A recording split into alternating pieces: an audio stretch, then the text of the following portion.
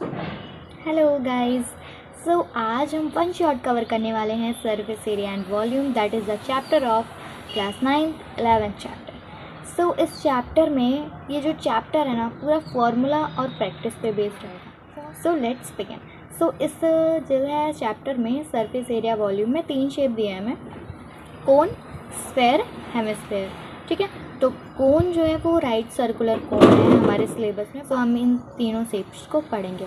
अब देखो इन तीनों शेप में हमें पढ़ना क्या है exactly, that is the CSA, TSA and volume. CSA जो है हम पढ़ेंगे curve surface area, mean bottom को आप छोड़ दो, लेफ्ट कर दो, बाकी जो बचा area that is the CSA, and TSA is the total surface area, bottom को इंक्लूड कर लो देन आफ्टर द TSA। ठीक है, एंड फिर हमको मिलता है कि वॉल्यूम, जिसमें उस फिगर में उस शेप में हम जितना फिल कर सकते। ठीक है, तो वॉल्यूम है, हम तीनों का फॉर्मूला पढ़ेंगे, तीनों शेप्स के बारे में जानेंगे, देन फिर हमारा chapter finish. Let's begin with the right circular cone. Right circular cone क्या होता है? ऐसे जोकर कैप देखी है, कॉप बोल रही हूँ, कैप देखी है, वो कैप जो है वो होती है कोन। ठीक है, अब उसमें जो है CSA, मीन हमने कहा ना बॉटम छोड़ दो CSA में, तो CSA जो होता है उसका πRL होता है। और अगर हम TSA बोलें तो TSA आप इंक्लूड कर ले उसको, तो पहले तो CSA है वो πRL, और नीचे जो बॉटम भी मिला लिया, बॉटम का क्या एरिया है πr², देन द फॉर्मूला क्या बनता है πRL + πr²।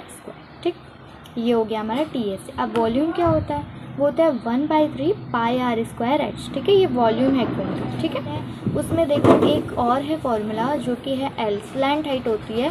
ठीक है, एक हाइट होती है perpendicular, that is the, and the at slant height होती है L, जिसे हम बोलते हैं।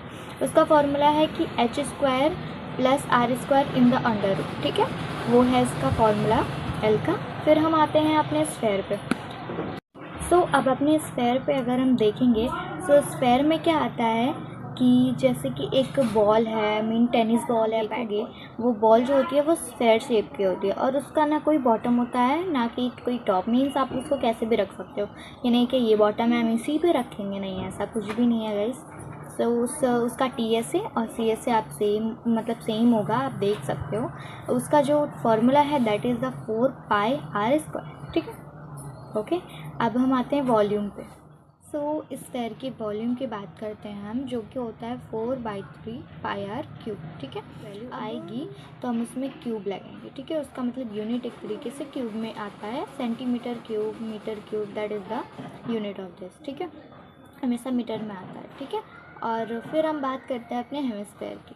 अब हेमिस्फेयर में क्या है कि हेमिस्फेयर एक, जैसे कि अब स्फेयर है, स्फेयर को आप बीच में से कट कर दो तो वो हेमिस्फेयर, मतलब जो आधा आपका स्फेयर बॉल है, बॉल को आधे से बीच में से कट करोगे ना, जो आपको आएगा, एक बाउल ले लो या तो कटोरी बोलते हैं, उससे ले लोगे ना, तो वो एक हेमिस्फेयर का शेप है। ठीक है, तो उस हेमिस्फेयर को मतलब कि हम उसको देखने वाले, मतलब कि वो शेप होता है हेमिस्फेयर का। ठीक है, और हेमिस्फेयर का CSA कर्व सरफेस एरिया जो कि होता है वो 2πr²।